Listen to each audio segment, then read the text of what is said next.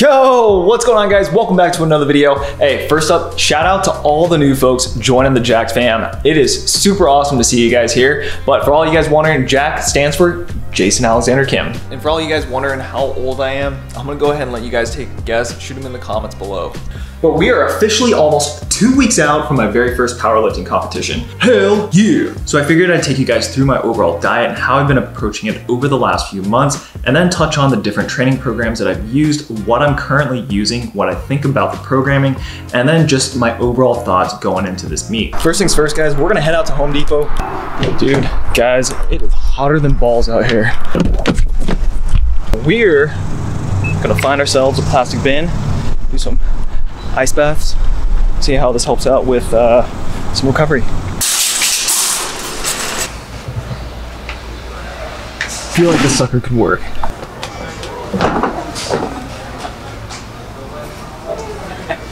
Maybe it's gonna work. All right, so for those of you guys new to the channel, we do have a few new folks. I signed up for my very first powerlifting competition coming up August 7th. I do not have a powerlifting background, and I've always done some sort of bodybuilding type of program. More specifically, Matt August 753 program. I love that program. It's just extremely versatile, and you can just literally just keep running cycles of it non-stop. I got my membership through the USAPL and am going to be competing in the 74 kilogram class, which is, I think, roughly about 162 pounds in total. Now, the original scope of this competition, I got super excited about it because one, obviously it's my first time and it's a brand new experience. Just learning a whole bunch of different things, not only about myself, but also programming, dieting, right? And also meeting a whole bunch of new people, which I have and has been freaking amazing. But anyway, here's the thing. I signed up for the 74 kilogram class, which means Gainesville, here I come. But I've always been at about 150 to 155 pounds, and this is where I feel the most comfortable. Athletic, my joints feel healthy, and honestly, overall, energy level wise, I feel great. So the question was, I've got a few months before this powerlifting competition takes place. What should I do with my diet? I could gain a few additional pounds or cut some weight, get into a little bit of a lower body fat percentage where my body would utilize carbohydrates way more effectively and, I don't know, come out feeling stronger. My geek side kind of took over, and so I changed my strategy up. So basically starting around late March, early April is when I started my diet. Now, one of the mistakes that I made throughout this whole process is that I should have taken my body fat composition right when I started this diet, because honestly, I've only taken it twice, basically halfway through the diet, and then just a few days ago going through a Dexa Scan. And we'll get into that in just a second. But I didn't have a real starting point in terms of body fat composition, so it's kind of difficult to see how far I actually came in terms of body fat. Now, in terms of my maintenance calories, I usually set at around 2,500 to 2,600 calories. And really, when I kick things off with a diet, I'm pretty conservative with the deficit. So usually about 200-300 calories every couple of weeks, just seeing where my body's at. And in this particular phase, in terms of 2,500 to 2,600 calories, it really kind of depends on how my body and just what period of my life I'm kind of going through things, right? My job, how stressed out I am, how much sleep I'm actually getting. I've realized that the older that I get and the less sleep that I get, my body just tends to hold on to water and body fat just so much more, and it makes everything very, very difficult. So with that being said, I really kicked this diet off at about 2,300 calories, and then essentially, I want to say about every month and a half or so, I bumped the calories down even further, about 200-300 calories each time. Now, in terms of getting to the 1,600 total calories, I was really sitting in that for about 3.5-ish weeks or so. So it wasn't very long, and honestly, it wasn't very difficult. Now, would I promote 1,600 calories throughout an entire year or just nonstop? No way. Hell no, there's not enough food.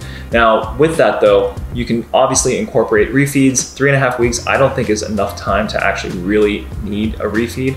My body fat percentage was still relatively high considering, and for me, it was totally fine. I didn't have any issues with it. Honestly, at the end of the day, for me, dieting, I think is a huge part of mental process, and it's not that big of a deal. But otherwise, that was my main approach. And in terms of body fat, I ended up going to an in-body test. But now in terms of body fat percentage, I took an in-body test back in, I want to say early June. And for those of you who don't know what an in-body test is, really, I think a lot of different fitness centers carry them. You can probably get one for about 25 bucks. It takes literally like 2-3 minutes to take. You hold on to these little calipers to your side, you take your clothes off, you can be naked or you can have whatever clothes on, but you hold these things out like this, and then basically it runs a scan and then you're done. So I'm gonna go ahead and show what I had gotten on that on the screen now. I can't really remember the total numbers off the top of my head, but I do know that the body fat percentage at the time that I had reported was, I think, about 11.9%. So I was on the cusp of roughly about 12%. But now here's the thing to keep in mind, that in-body test is not necessarily 100% accurate, right? And I don't think that it's actually even very close to being very 100% accurate. But with that, I ended up taking a Dexa scan just a few days ago, and I have never taken a Dexa scan before, and this was really quite an interesting process. So 99 bucks for the first time, and we got the results. So overall, I gotta say, from what I've seen, and you guys may know as well, just having gone through a Dexa scan previously, to my understanding, the Dexa scans tend to be the more accurate option when it comes to learning about your body fat composition. And what I got was a bunch of different readings. Now, overall, the Dexa scan read me at 11.4% body fat. So what does that tell me? Yeah, the in-body test was probably not really accurate. I can definitely tell there was a significant difference in my body composition from then till now. Honestly, if you do happen to take the in-body test, I would make sure just to make a mental note that this specific percentage point is probably gonna be a couple of percentages higher. But with the Dexa scan, I got a pretty in-depth analysis on my body composition. First page really covers bone density, and according to this, I sit in a pretty high level, that I've got very strong bones. Now, in terms of body fat distribution, this is actually really interesting. And oh yeah, and for all you guys who guessed the age, I'm 38 years old. Fuck, I'm old. But this is really interesting to see how the body fat percentage is actually broken down by body part. So you can see in my arms, I've got 12.5%, legs, 12.3, trunk essentially is everything from the neck down to your hips, and that is 9.3. The android region is essentially your core, and then gynoid is everything around your hips and thighs. But what's really interesting to see actually is the body fat percentage breakdown between my trunk and android being below 10%, and then everything else sitting above. And the reason why I say that is because most often than not, when I'm gaining weight, I tend to put on all of my weight into my core or my lower back area. But then when I lose weight, it's like one of the very first places to go. And another thing I find really interesting about this is the enhanced analysis. It gives you a complete breakdown between the left and the right regions, going all the way to left arm, left leg, left trunk, right trunk, and so forth. So super cool to see. I think in general, I think my body fat percentage tends to be somewhat even across the left and right regions, but otherwise, overall body fat percentage, I'm sitting at about 11.4%. So I'm not cutting calories any further than this. My lowest weigh-in on the at-home scale was at about 148, I think 0.6 pounds. When I went to the Dexa Fit, I came in and fasted. I did not have any liquids that morning, and I believe they clocked me in at an even 150 pounds. But otherwise, I'm happy with the results so far, and within 4 months, dropping from about 158 pounds to 158 pounds, pretty slow, gradual process. I feel pretty good. And with that, I've increased my calories to 2,200, and then we're just gonna only go ahead and push in more calories going into this competition. So you guys can definitely expect some more full day of eating videos soon. All right, and in terms of vitamins and supplements, this is pretty much all that I take and that I've taken throughout prep. But in terms of vitamins, I got a good multivitamin, vitamin C, and then also vitamin E. I don't have my fish oil, I just ordered a batch, but I'll go ahead and show you guys what I'm actually taking. It is a liquid fish oil rather than capsules, but otherwise that takes care of the vitamins. And this is something I've been taking for years on end. I've swapped out the multivitamins, but in general, in terms of supplements, I'm always going to have a whey protein. Just with me, I'm very limited on time. So, you know, throughout the day, especially during the week, I can't get all the meals in that I want. And oftentimes I have to resort to drinking my calories. And I don't, you know, I wouldn't say that that's a recommended route, but for a lot of us folks that work corporate offices, we just don't have the luxury to be able to sit there and just get all of our meals in at any given time. So I'm always gonna have a whey protein in. I take creatine very consistently, and then also stem-free pre-workout. And then collagen. Now, collagen is just something that I had just recently started picking up, and to be honest, I don't think that I was necessarily really the target market for it. But the reason why I did start taking collagen was, one, because I honestly had been experiencing some elbow issues very early on this year, and it was more kind of like a dull pain.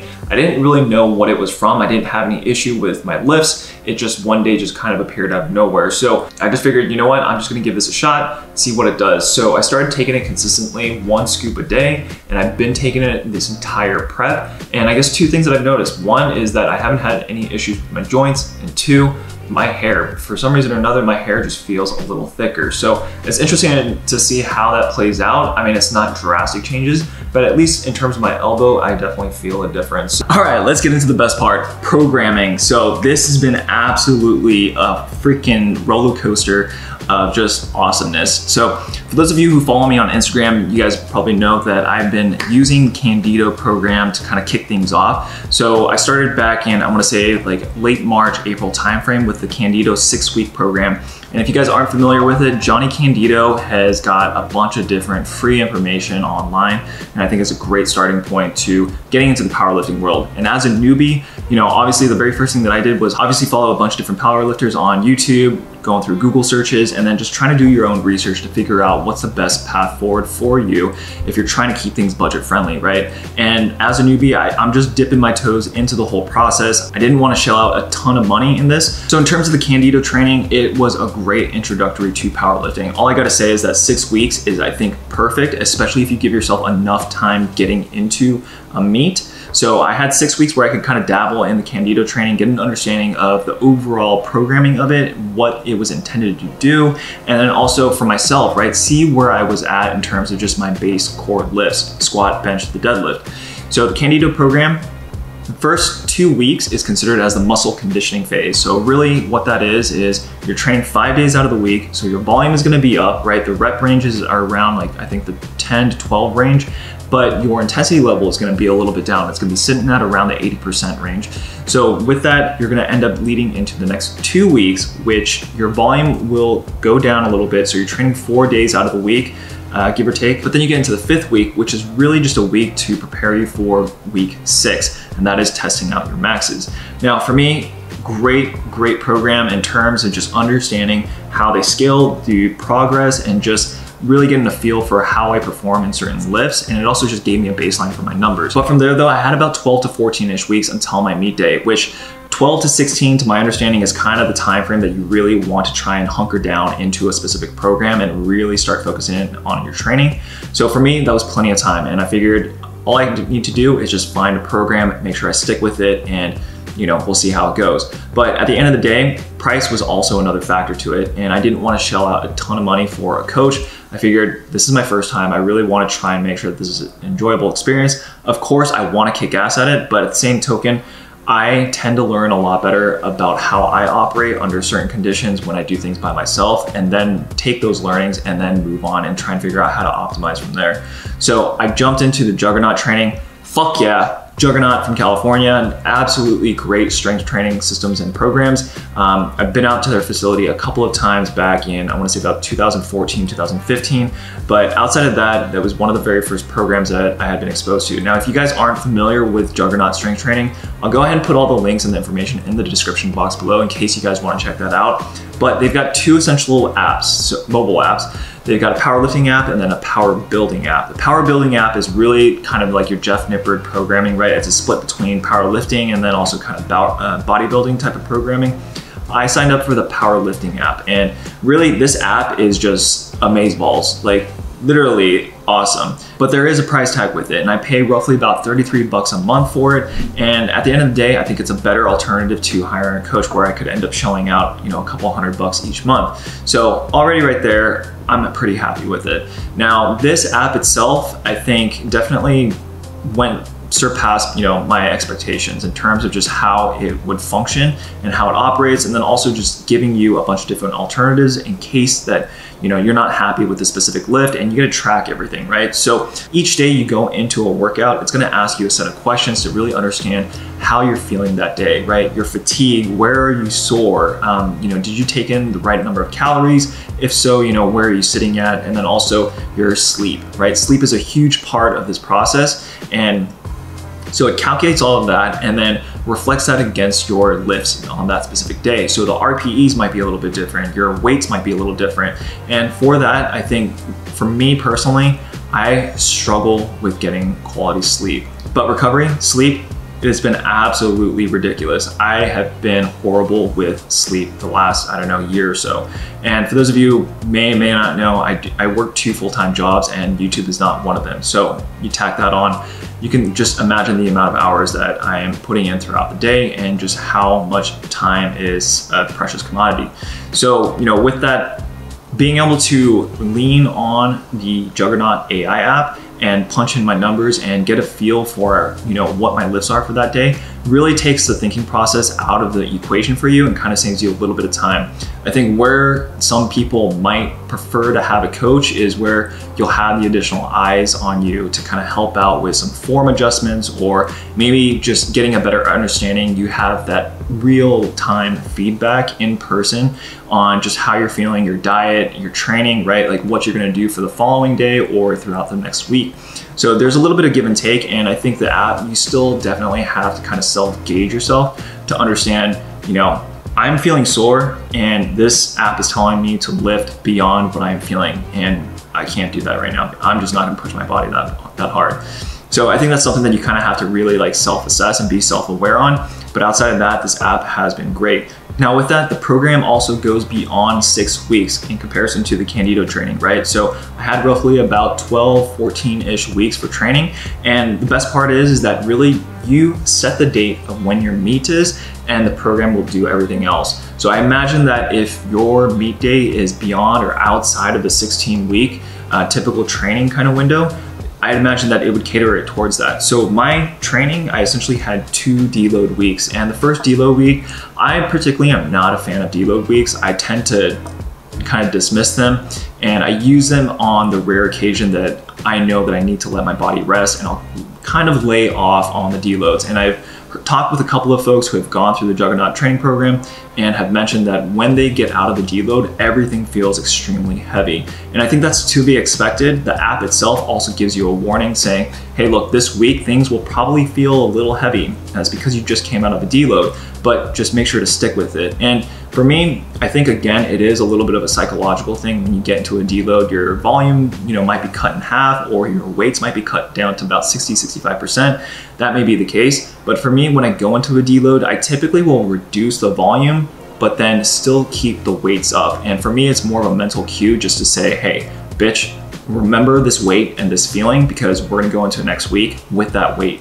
So that's how I typically approach the deloads. If I need to take some time off, I'll definitely take advantage of it. But at the same token, I really try not to lean on deloads because I think it can kind of throw things off a little bit. And to be honest, the most recent deload week kind of messed me up going into the first week of the peaking phase.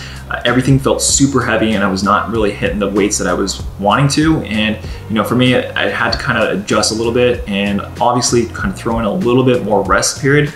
But otherwise, that's just kind of how the cookie crumbles for me. So going into the second week of peaking phase, I know I'm feeling a lot better. This weekend, I'm just kind of focusing on resting, but otherwise trying to get mental cues in just terms of just like, hey, remember, this is what the weight feels like.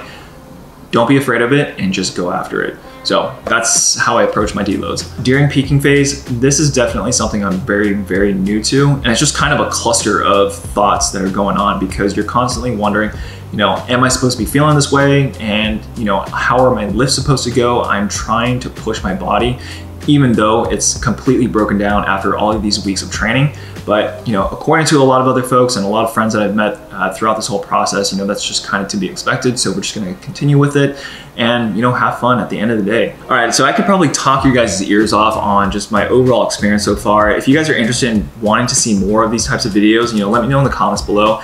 So my openers, I am planning, okay, for my deadlift, I am probably gonna shoot for around 350, 360 as an opener. I am really, really wanting that 405 deadlift. Now, this past week, I just hit 397, and that has been my absolute max leading up to this peaking phase. And I'm happy with it, especially sitting at about 149, 150 pounds. I'm super happy with it. As long as I've made progress, freaking progress is progress. So outside of that, hoping to hit 405 at the meet, but otherwise my squat, I'm probably gonna shoot for about 320, 325, and then hopefully I can hit 345, 350 as my max over at the meet.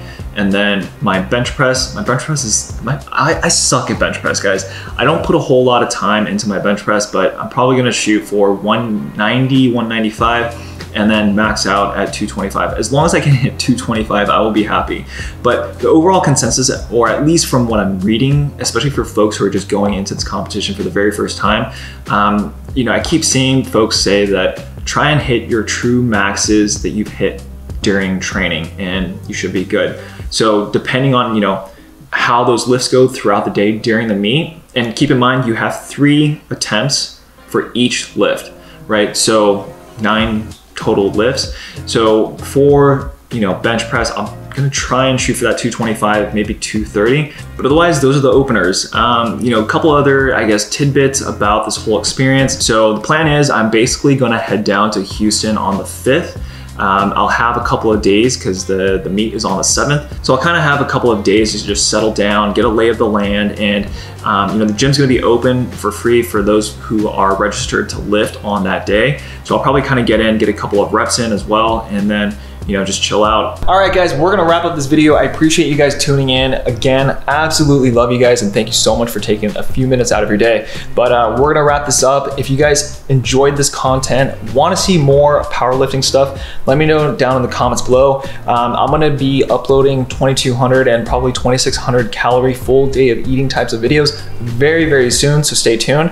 But if you're new to the channel, make sure to flex on that subscribe button and give this video a big fat thumbs up, and I'll see you guys next time. Peace. And we can't forget Cupcake. She wants to say bye. Peace out, bitches.